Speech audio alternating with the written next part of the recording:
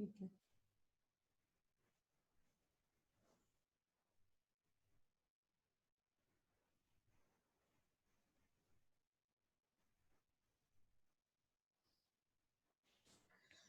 अस्सलाम वालेकुम students, welcome to the chemistry class. Hope all of you are fine and healthy.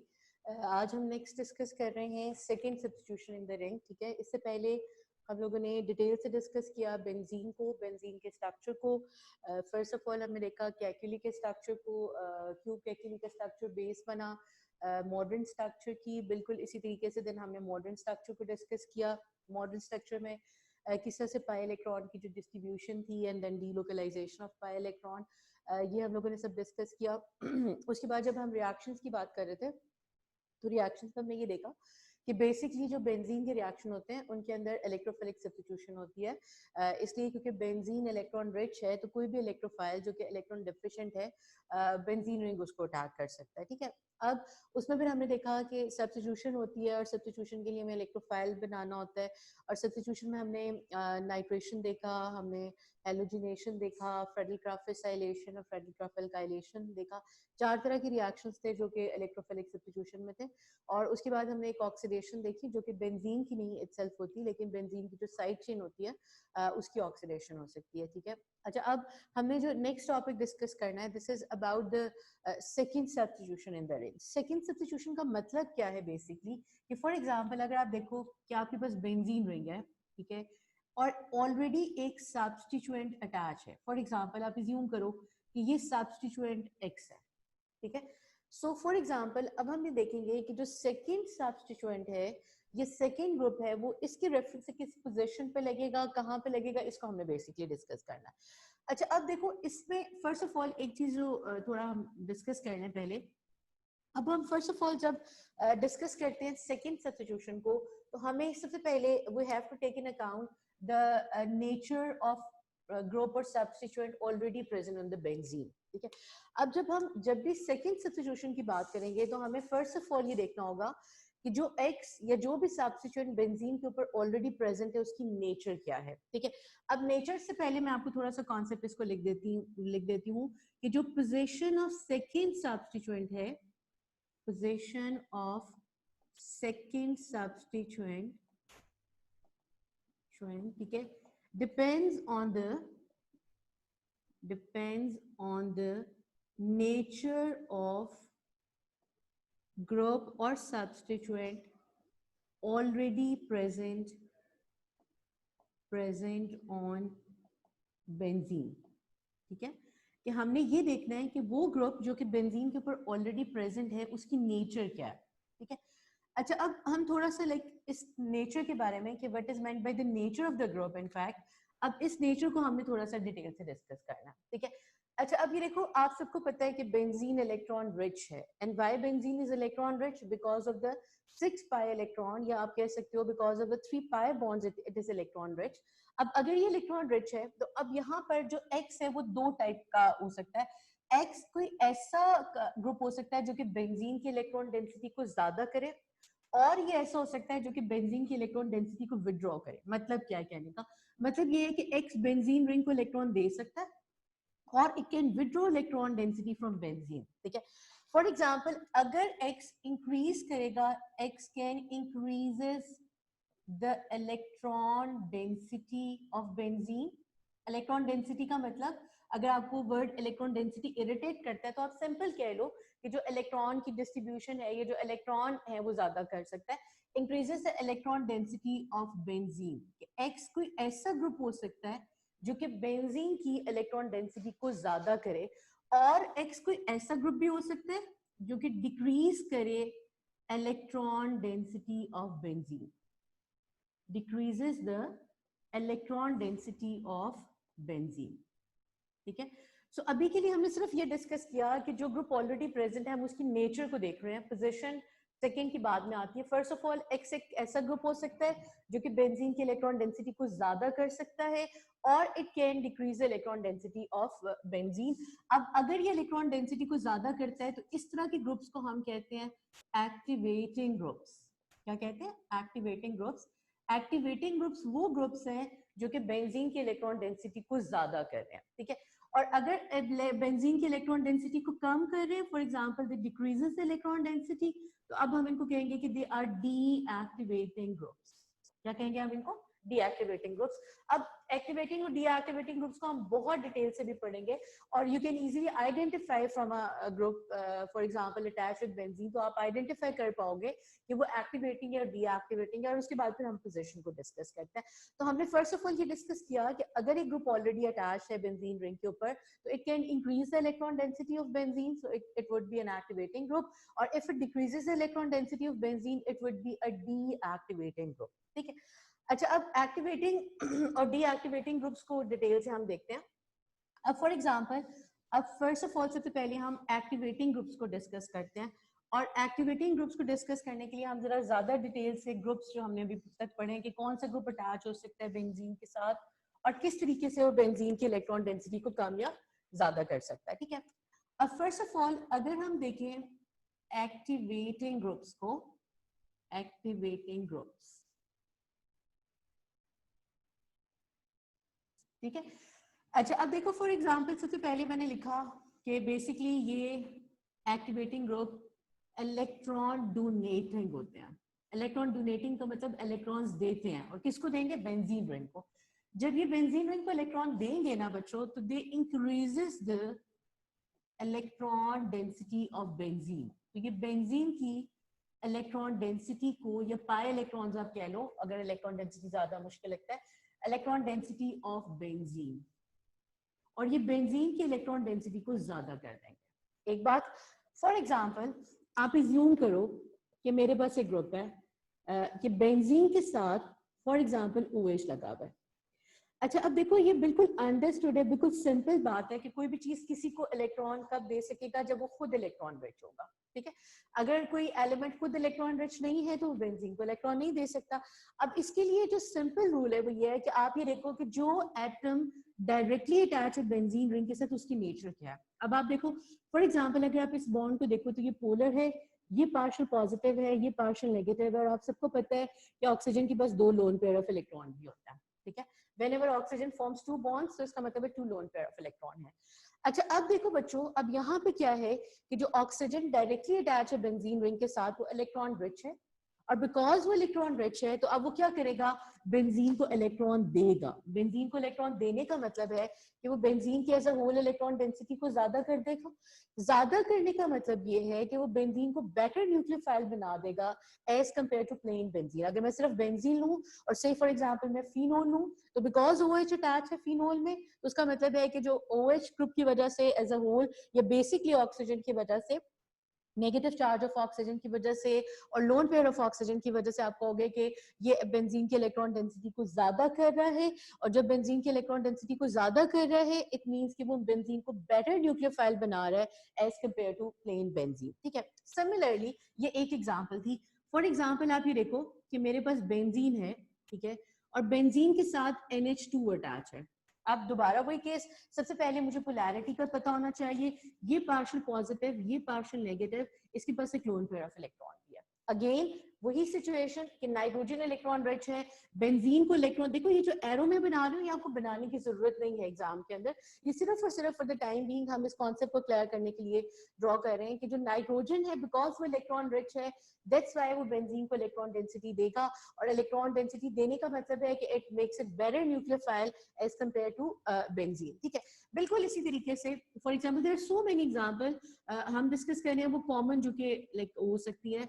For example ये है, ठीक है, अब बिल्कुल एग्जैक्टली इसी तरह से जो ऑक्सीजन है वो ज्यादा इलेक्ट्रॉन रिच है, ये पार्शियल पॉजिटिव है, लोन पेयर भी है, इलेक्ट्रॉन डेंसिटी बेंजीन को ज्यादा कर देगा। ठीक है, सिमिलरली फॉर एग्जांपल अगर हम ये देखें कि मेरे पास बेंजीन है, ठीक है, और साथ CH3 ग्रुप अटैच है। अब पहली इंपॉर्टेंट बात जो हम इन सब में डिस्कस कर रहे थे, इन कॉन्ट्री टू दिस, यहाँ पे क्या है कि जो CH3 है वो हाइड्रोकार्बन है, नॉन पोलर है, यहाँ पे तो कोई वो नहीं है, सेपरेशन ऑफ चार्ज नहीं है। अब मुझे कैसे पता चलेगा? तो keep this thing clear in your mind कि जो एल्काइल ग्रुप्स होते हैं regardless of the length of the chain they are always electron donating, किसी भी चीज के साथ अटैच होते हैं हमेशा इलेक्ट्रॉन देते हैं। इसका मतलब है इथाइल बेंजीन होगा या मिथाइल बेंजीन होगा, प्रोपाइल बेंजीन होगा, जितना भी होगा जो एल्काइल ग्रुप्स होते हैं they are always electron donating. Alkyl group जो हैं, groups are electron donating. ठीक है. सो आई होप ये चीज आपको क्लियर हो गई होगी कि एक्टिवेटिंग ग्रुप्स हम क्यों उनको कहते हैं, क्योंकि ये बेंजीन की इलेक्ट्रॉन डेंसिटी को ज्यादा करते हैं और बेंजीन को इलेक्ट्रॉन देते हैं, उनको बेटर न्यूक्लियोफाइल बनाते हैं एज कम्पेयर टू बेंजीन. ठीक है. अच्छा, अब हम थोड़ा सा आई होप ये सब को क्लियर है. उसके बाद अब हम थोड़ा सा डिस्कस करते हैं इनकी पोजीशन को, कि किस तरीके से आपने कोई भी ग्रुप अटैच करना है तो आपने किस तरीके से अटैच करना है. ठीक है. अब फर्स्ट ऑफ ऑल सबसे पहले अगर हम इसको थोड़ा सा फर्दर लेके चलें इधर, तो अब आप देखो कि फॉर एग्जांपल आप अज्यूम करो कि आपके पास ये वाला OH अटैच है. ठीक है. और फॉर एग्जांपल आपने ब्रोमिनेशन कराई और Br पॉजिटिव या से फॉर एग्जांपल नाइट्रेशन कराई फॉर एग्जांपल, और NO2 पॉजिटिव जो है, और इसकी जगह पे मैं कोई और ले लेती थी, फॉर एग्जांपल मैं CH3 ले ली मैंने. ठीक है. अच्छा, अब मैंने ये इलेक्ट्रोफाइल है जो कि सेकंड जगह पे जाके लगना है, सेकंड सब्स्टिट्यूशन होगी जिसकी. ठीक है. अच्छा, अब आप देखो इस, अगर आप सबसे पहले मैं दोबारा रिपीट कर रही हूँ, एक्टिवेटिंग ग्रुप्स वो थे वो ग्रुप्स जिन्होंने बेंजीन की इलेक्ट्रॉन डेंसिटी को ज्यादा किया, इसको बेटर न्यूक्लियोफाइल बनाया, जिसकी वजह से वो ज्यादा रेडिली इलेक्ट्रोफिलिक रिएक्शन कर पाया. ठीक है. अच्छा, अब बच्चों फर्स्ट ऑफ ऑल सबसे पहले हमने जो एग्जांपल डिस्कस की, हमने ये देखा कि मेरे पास मीथाइल बेंजीन था और वो नाइट्रेशन हो रही थी और सेकंड पार्ट में नाइट्रो उसके ऊपर अटैक कर रहा था. अब keep this clear in your mind कि देखो ये ग्रुप था जो कि बेंजीन की इलेक्ट्रॉन डेंसिटी को ज्यादा कर रहा था. अब जब ये बेंजीन की इलेक्ट्रॉन डेंसिटी को ज्यादा कर रहा था, तो हमने जब बेंजीन में देखा था तो मैंने स्पेसिफिकली बताया था कि इलेक्ट्रोफाइल बेंजीन में किसी भी जगह पे जाके अटैक कर सकता है. लेकिन ये बिल्कुल अंडरस्टूड है इस चीज में कि अब देखो ये इलेक्ट्रॉन दे रहा है इधर से और इधर से, अब स्पेसिफिकली ये जगह, ये वाली प्लेस और ये वाली प्लेस बिकॉज इस ग्रुप के ज्यादा करीब है, इसका मतलब ये ज्यादा इलेक्ट्रॉन रिच है. ठीक है. ज्यादा इलेक्ट्रॉन रिच होने का मतलब है अगर आप इसकी नंबरिंग करो तो ये फर्स्ट पोजीशन है फॉर एग्जांपल, ये सेकंड है, ये सेकंड है, ये थर्ड है, ये फोर्थ है, ये फिफ्थ है और ये सिक्स्थ है. इसका मतलब है because of this activating group जो सेकंड पोजीशन है वो ज्यादा इलेक्ट्रॉन रिच हो गई बिकॉज वो एक्टिवेटिंग ग्रुप के ज्यादा करीब है. सिक्स पोजीशन ज्यादा इलेक्ट्रॉन रिच हो गई बिकॉज वो एक्टिवेटिंग ग्रुप के ज्यादा करीब है. और एक और बात कि जब भी हम सब्स्टिट्यूटेड रिंग लेते हैं, सब्स्टिट्यूटेड वो होते हैं जिनके अंदर ऑलरेडी एक ग्रुप अटैच है, तो उसमें हमेशा जो 2, 4 और 6 पोजीशन होती है. अब आप देखो ये जो मैंने स्ट्रक्चर बनाया ये 3D स्ट्रक्चर नहीं है, लेकिन अगर आप 3D में देखोगे तो हमेशा 2, 4 और 6 पोजीशन इक्विवेलेंट होती है और 3 और 5 पोजीशन इक्विवेलेंट होती है. इसका मतलब है कौन कौन सी पोजीशन इलेक्ट्रॉन रिच है इस एक्टिवेटिंग ग्रुप की वजह से, ये 2 क्योंकि ये पीछे होता है बच्चों, तो इसका डिस्टेंस इनसे इन सब का डिस्टेंस इक्वल होता है इस एक्टिवेटिंग ग्रुप से, इसलिए 2 पोजीशन, 4 पोजीशन और 6 पोजीशन इक्विवेलेंट है. तो अब यहाँ पे मैंने एक कॉन्सेप्ट लिख दिया अलग से जगह पे कि सब्स्टिट्यूटेड रिंग्स के अंदर, इन सब्स्टिट्यूटेड रिंग्स ठीक है, 2, 4, 6 and 3 and 5 positions are equivalent. Equivalent का वर्ड अब हम जब इधर यूज कर रहे हैं तो equivalent का मतलब ये है कि इलेक्ट्रॉन डेंसिटी में वो equivalent है. ठीक है. दे आर इक्विवेलेंट, इक्विवेलेंट का मतलब in electron density they are equivalent. अब आप देखो दोबारा से इस वाले कॉन्सेप्ट को देखो, मैंने CH3 अटैच किया हुआ था बेंजीन रिंग के साथ, उसे बेंजीन को इलेक्ट्रॉन डेंसिटी दी और वो जगह जो कि इस ग्रुप के ज्यादा करीब थी वो रिच हो गई ज्यादा. इसका मतलब है 2 ज्यादा रिच हो गया, 6 ज्यादा रिच हो गया और 4 ज्यादा रिच हो गया. अब जो सबसे ज्यादा मतलब एक चांसेस है इलेक्ट्रोफाइल के अटैक करने के, वो कहाँ पे हैं, 2 पे अटैक करने के या 4 पे अटैक करने के और 6 पे अटैक करने के. अब इस केस में क्या होगा, अब आप देखो यहाँ पर आपके पास पॉसिबल प्रोडक्ट्स होंगे और वो पॉसिबल प्रोडक्ट्स क्या होंगे, CH3 जो है नाइट्रो जाके अटैच हो सकता है किस जगह पे, 2 पे, ये 2 बन गया. ठीक है. अब यहाँ पर सिंपली ये अटैच हो सकता है, एक पोजीशन ये होता है, 2 पॉसिबिलिटीज होती है, 4 पे अटैच हो सकता है. ठीक है. और it could be attach eight 6 position. It could be attach. अब देखो इसमें 3 पॉसिबिलिटीज आ गई. ठीक है. अब आप देखो बच्चों जब आप इसको नेम करोगे, ठीक है, तो what it would be, this would be 2 nitromethyl benzene, this is 4 nitromethyl benzene. और जब आप इसकी नेमिंग करोगे तो ये 6 नहीं होगा बिकॉज हम नेमिंग में हमेशा लोएस्ट पॉसिबल नंबर देते हैं, तो इट मस्ट बी 2 नाइट्रो. इसका मतलब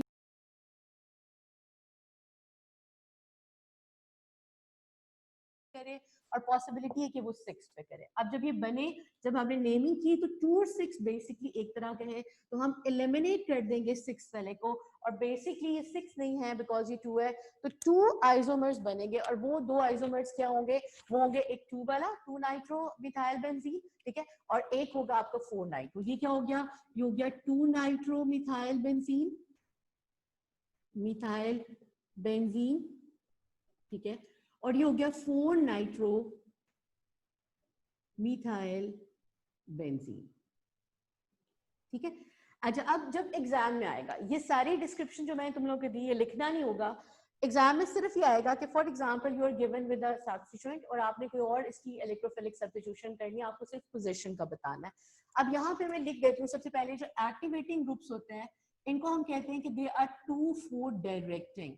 2-4 डायरेक्टिंग का मतलब ये है कि they direct the new substituent at 2 and 4 position. तो आप लिख लो कि जो एक्टिवेटिंग ग्रुप्स हैं they direct the new substituent at 2 and 4 position, ठीक है। अच्छा, फॉर एग्जांपल एक एग्जांपल और डिस्कस करते हैं एक्टिवेटिंग ग्रुप्स की। अब फॉर एग्जांपल मेरे पास एक और एक्टिवेटिंग ग्रुप था, ठीक है, इसका मतलब है ये एक्टिवेटिंग ग्रुप हमेशा क्या होते हैं 2-4 डायरेक्टिंग, तो मेरे पास 2 आइसोमर्स बनेंगे और वो 2 आइसोमर्स कौन से होंगे, एक आपका लगेगा जाके Cl2 पे, ठीक है, और जो दूसरा Cl है फॉर एग्जांपल ये आ जाएगा OH और दूसरा Cl जाके लग जाएगा 4 पोजीशन पे। 6 पे क्यों नहीं लगा, क्योंकि जब आप नेम करोगे तो आपके पास 2 और 6 एक आइसोमर है, बेसिकली वो दोनों के नेमिंग एक है, इसलिए 2 आइसोमर बनेंगे। तो keep this thing clear in your mind कि activating group because electron density को ज्यादा करते हैं और बिकॉज जो उनसे नियरेस्ट स्पेसेस होती हैं वो ज्यादा इलेक्ट्रॉन रिच हो जाती हैं। ज्यादा इलेक्ट्रॉन रिच होने का मतलब है कि जो इलेक्ट्रोफाइल अब अटैक करना है, जिसको इलेक्ट्रॉन डिफिशिएंट है बेसिकली, उसको ज्यादा इलेक्ट्रॉन रिच जगह पे अटैक करना है, और वो ज्यादा इलेक्ट्रॉन जगह कौन सी थी, 2 था, 4 था और 6 था। इसका मतलब है पॉसिबिलिटी में 2, 4, 6 बनना चाहिए था, 2 बना, 4 बना, लेकिन 6 बेसिकली नेमिंग में दोबारा से 2 हम उसको नेम करेंगे तो बेसिकली वो एक ही कंपाउंड होगा, इसलिए हमने 6 को एलिमिनेट कर दिया और हमने लिखा कि जो एक्टिवेटिंग ग्रुप्स है वो 2-4 डायरेक्टिंग होते हैं हमेशा। 2-4 डायरेक्टिंग होने का मतलब है कि नए इनकमिंग सब्स्टिट्यूएंट को हमेशा वो 2 और 4 पोजीशन पे डायरेक्ट करते हैं, ठीक है। अच्छा, अब इसको थोड़ा सा हम आगे लेके चलते हैं, लेकिन डीएक्टिवेटिंग ग्रुप्स को हम नेक्स्ट लेक्चर में ज्यादा डिटेल से पढ़ लेंगे। सिर्फ इसके रेफरेंस से मुझे इसको थोड़ा सा दोबारा से बताना है ताकि ये क्लियर हो जाए आप लोगों को कि एक्टिवेटिंग क्या करते हैं। डीएक्टिवेटिंग में सेम मैकेनिज्म होगा, फर्क नहीं पड़ेगा, लेकिन मैं आपको बताती हूँ कि ये किस तरह से वर्क करेगा। अब जो डीएक्टिवेटिंग ग्रुप्स हैं बिल्कुल ऑपोजिट है एक्टिवेटिंग ग्रुप्स के, ठीक है। अब डीएक्टिवेटिंग ग्रुप्स जो है they decreases the electron density, decreases the electron density of benzene। Electron density of benzene को कम करने का मतलब है इसको लेस स्ट्रॉन्गर न्यूक्लियोफाइल बना रहा है एज कंपेयर टू बेंजीन, और basically they are electron withdrawing groups, ठीक है, और ये इलेक्ट्रॉन्स को विड्रॉ करते हैं। कैसे करते हैं वो देखो जरा, ठीक है। अब फर्स्ट ऑफ ऑल अगर हम एग्जांपल देखें इलेक्ट्रॉन विड्रॉइंग ग्रुप्स की, तो मेरे पास बेंजीन है, ठीक है, और फॉर एग्जांपल बेंजीन के साथ अटैच ये कार्बोक्सिलिक एसिड वाला ग्रुप है, ठीक है। अब देखो जब आप इलेक्ट्रॉन डेंसिटी की बात कर रहे हो तो सबसे पहले हमने किसको देखते हैं, जो डायरेक्टली अटैच एटम था। अब ये पार्शियल पॉजिटिव है क्योंकि ये भी पार्शियल नेगेटिव, ये भी पार्शियल पॉजिटिव, अब ये पार्शियल पॉजिटिव हो गया कार्बन। अब देखो जब कार्बन खुद इलेक्ट्रॉन डेफिशिएंट है तो वो बेंजीन को इलेक्ट्रॉन नहीं देगा, बल्कि इन टर्न बेंजीन से इलेक्ट्रॉन विड्रॉ करेगा। इसका मतलब है ये बेंजीन से इलेक्ट्रॉन विड्रॉ कर लिया, ठीक है। अब विड्रॉ कर लिया तो इसका मतलब है बेंजीन की इलेक्ट्रॉन डेंसिटी को कम कर दिया। सिमिलरली अगर फॉर एग्जांपल मेरे पास कोई और ग्रुप है, इसी तरह से ये एस्टर लिंकेज है, सेम केस है, इलेक्ट्रॉन डेंसिटी को विड्रॉ करा, ठीक है। अब देखो सिमिलरली सेम केस है अगर मेरे पास कोई एल्डिहाइड होता, ठीक है, ये partial positive, partial negative, partial positive, और सिमिलरली फॉर एग्जांपल अगर मेरे पास नाइट्रो होता। अब देखो अभी लास्ट वाले में हमने अमाइनो वाला ग्रुप देखा था, अब नाइट्रो है।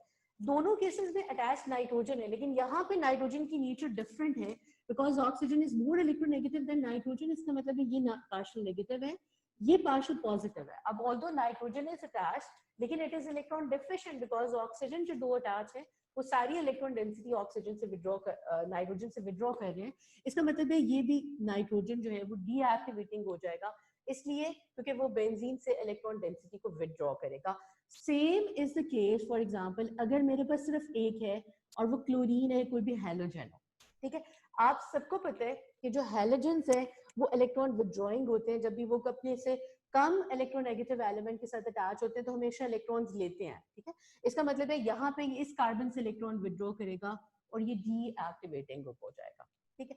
अच्छा, अब जरा अगर हम डीएक्टिवेटिंग ग्रुप्स को थोड़ा सा फर्दर देखें,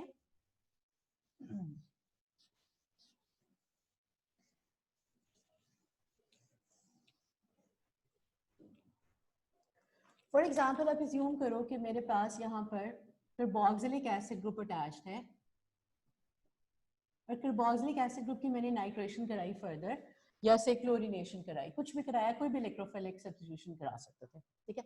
अच्छा, अब बिकॉज ये इलेक्ट्रॉन डेंसिटी को विड्रॉ कर रहे हैं, मतलब अपनी तरफ विड्रॉ कर रहे हैं, इसका मतलब है 2 पोजीशन और से 6 पोजीशन है, ये 4 पोजीशन है, ये 3 पोजीशन है और ये 5 पोजीशन है, ठीक है।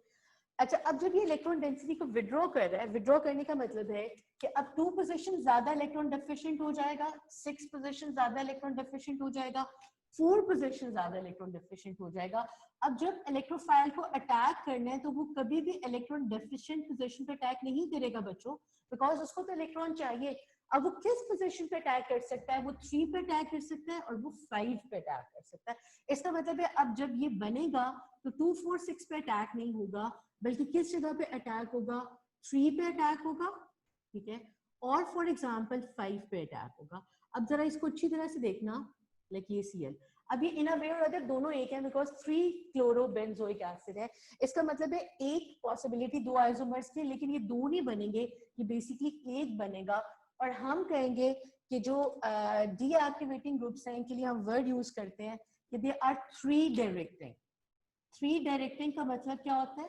3 डायरेक्टिंग का मतलब है कि ये इनकमिंग ग्रुप्स को, इनकमिंग सब्स्टिट्यूएंट को, ये इनकमिंग ग्रुप्स को, ठीक है, एक्टिवेट करते हैं, ये डायरेक्ट करते हैं एट 3 पोजीशन। अब जब एग्जाम में कोई भी इलेक्ट्रोफिलिक सब्स्टिट्यूशन आएगी तो फर्स्ट ऑफ ऑल आपने ये देखना है, आपने क्या देखना है? आपने ये देखना है कि क्या एक्टिवेटिंग है या डीएक्टिवेटिंग है। फॉर एग्जांपल बिल्कुल इसी तरीके से मेरे पास नाइट्रो अटैच था और फॉर एग्जांपल मैंने इसकी ब्रोमिनेशन किया, मैं डायरेक्ट रिएक्शन लिख रही हूँ, ठीक है। अब आप सबको पता है ब्रोमिनेशन में क्या इलेक्ट्रोफाइल जनरेट होता है? Br positive. अब नाइट्रो बिकॉज एक डीएक्टिवेटिंग ग्रुप है, इसका मतलब है सिर्फ एक आइसोमर बनेगा और वो आइसोमर क्या होगा कि यहाँ पर NO2 लग जाएगा और 3 पोजीशन पे Br लगेगा और साथ आपके पास HBr बन जाएगा, ठीक है। अब आप देखो सब लोग अच्छी तरह से कि यहाँ पे जो बेसिक रिएक्शन था उसमें हमने ये देखा कि एक्टिवेटिंग है या डीएक्टिवेटिंग है, और उसके रेफरेंस से हमने ये देखना होता है कि जो अगला सब्स्टिट्यूएंट, सेकंड सब्स्टिट्यूएंट लगा है वो किस जगह पे लगा है, ठीक है। अब आई होप ये सबको क्लियर हो गया होगा। एक दफा दोबारा से देख लो। सेकंड सब्स्टिट्यूशन में हमने फर्स्ट सब्स्टिट्यूशन की नेचर को देखना था, क्या एक्टिवेटिंग है या डीएक्टिवेटिंग है। वहां मैंने आपको डिटेल से बताया कि आप कैसे डिसाइड करोगे कि वो एक्टिवेटिंग है या डीएक्टिवेटिंग है। अगर वो इलेक्ट्रॉन डेंसिटी को ज्यादा कर रहा है तो वो एक्टिवेटिंग है। इलेक्ट्रॉन डेंसिटी को ज्यादा तब कर सकेगा कि जो बेंजीन के साथ डायरेक्टली अटैच एलिमेंट है वो इलेक्ट्रॉन रिच है, तो वो इलेक्ट्रॉन डेंसिटी को ज्यादा करेगा। और फॉर एग्जांपल जब हम क्लोरीन के साथ AlCl3 को रिएक्ट कराएंगे, इस केस में क्या है कि AlCl3 एक हैलोजन कैरियर है जो कि बेसिकली एक इलेक्ट्रोफाइल जनरेट करेगा और बेंजीन के ऊपर अटैक होगा। इसका मतलब है CH3 इंटैक्ट रहेगा और ये क्या बनाएगा? ये Cl पॉजिटिव बनाएगा।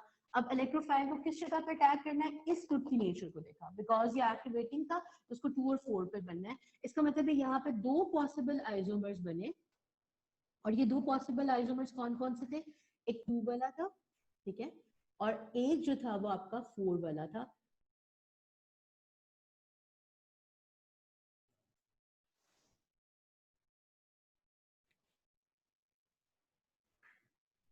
तो ये देखिए ना, ये लाइट है, ये वाला, ये जो अभी हम लिख रही थी ना मैं,